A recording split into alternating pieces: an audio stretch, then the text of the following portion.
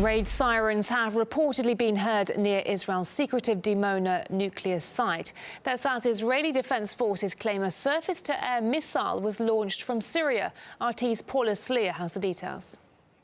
Well, in the early hours of this morning, sirens sounded throughout the south of Israel, not far from Dimona. We have heard from eyewitnesses that explosions occurred, shaking houses, and some of them were heard as far afield as Jerusalem. Now, there is video circulating. As of yet, it's unconfirmed, reportedly showing the moment that the Israeli Defense Force systems intercepted a missile coming from Syria.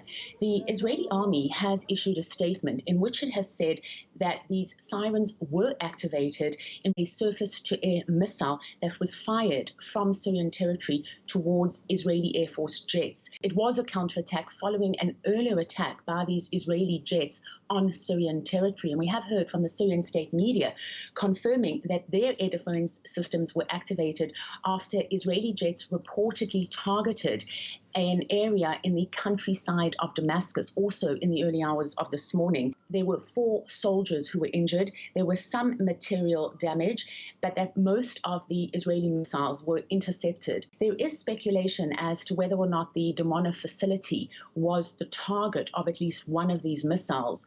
Now, Israel's official nuclear policy is nuclear ambiguity. In other words, it has never confirmed that it has nuclear weapons, and it has never denied it. It's just left it as an open-ended question. What's interesting about what happened this morning is that we're hearing from the IDF that they were carrying out strikes over Syria. And normally the Israelis are very quiet when they do such operations.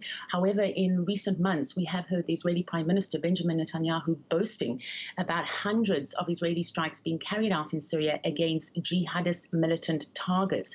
Israel is, of course, concerned and trying to stop the growing Iranian presence in its neighboring country across its northern border in Syria.